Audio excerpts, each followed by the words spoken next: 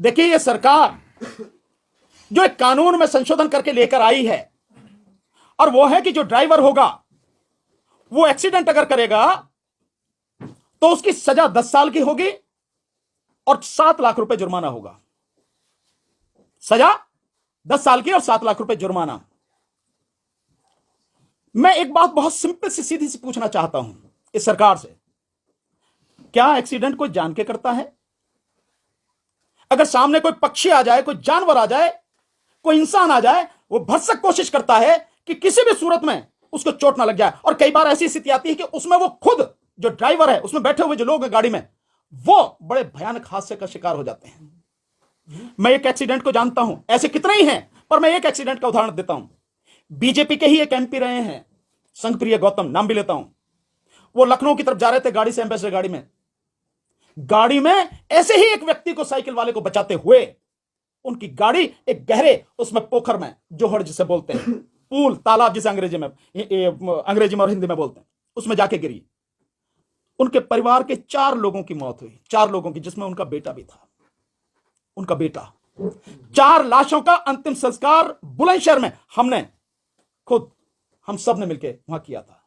स्थिति क्या रही होगी आप इसका अंदाजा लगाओ। तो कोई भी जानबूझकर एक्सीडेंट नहीं करता, एक्सीडेंट हो जाता है। एक्सीडेंट यही तो नाम है, घटना, दुर्घटना हो जाता है। अब उसमें इतनी कड़ी सजा का प्रावधान कर रहे हो। अगर आपको लगता है कि इसकी जरूरत है और आप इसे रोकना चाहते कि कोई जानबूझकर ना करे, तो भाई उसके लिए तो कानून पहले से ही है।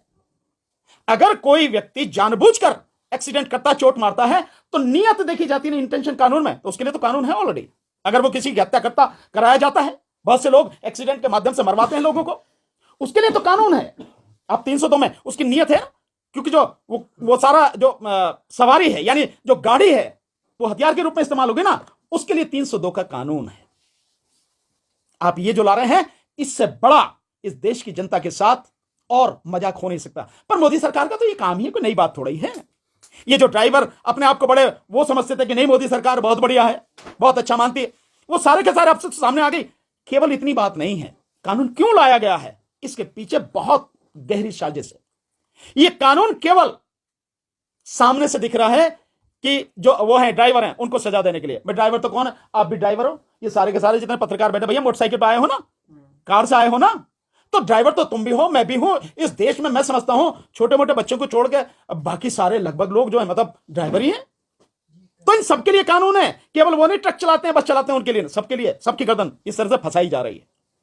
पर ये इसलिए है कि जो 2024 में यह सरकार ईवीएम के माध्यम से जीतने का षड्यंत्र जो कर रही है, और इस बार जनता ईवीएम से चुनाव होने नहीं देगी, इस बार जनता ईवीएम के खिलाफ सड़क पर आकर लड़ेगी, जन आंदोलन बनाएगी। उस समय कोई भी व्यक्ति किसी भी तरह से बस में, ट्रक में, गाड़ियों में, मोटरसाइकिल पे कहीं बैठ के ना आ जाए, इसलिए पहले इनकी गर्दन दबोचो।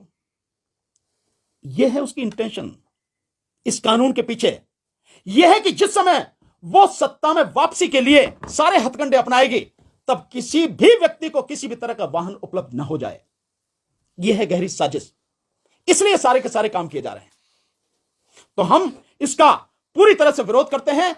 और सभी ड्राइवर भाई हमारे, जो इस देश की आधी से ज्यादा आबादी है, वो ट्रक के ड्राइवर हो, बस के ड्राइवर हो, मेटाडोर के हो, छोटे हाथी के हो, कार के हो, मोटरसाइकिल के हो, स्कूटर के हो, कोई भी, हम उनके साथ में हैं, पूरी ताकत से उनके साथ में हैं। इस लड़ाई में हम कंधे से कंधा, कदम से कदम मिलाकर उनका साथ देंगे। सर, सरकार की तरफ से मॉब लिंचिंग को लेकर फांसी का प्रावधान किया गया है, और जो ड्राइवर संघ है उनकी तरफ से कहा गया है कि ड्राइवर की मॉब लिंचिंग बढ़ेगी। तो अब क्या जो मॉब लिंचिंग होगी वो भी फांसी के दायरे में है? बिल्कुल नहीं होंगे।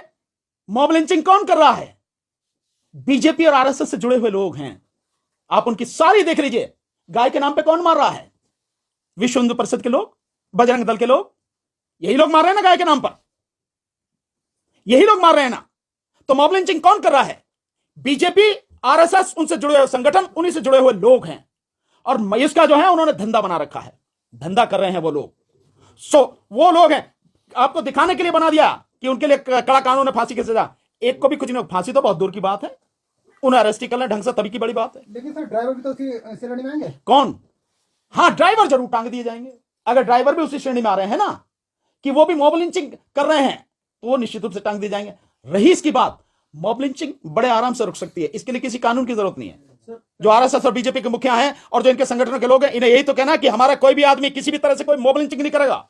मॉब लिंचिंग में कौन मारा गया? मॉब लिंचिंग में अधिकतर मुसलमान मारे गए हैं।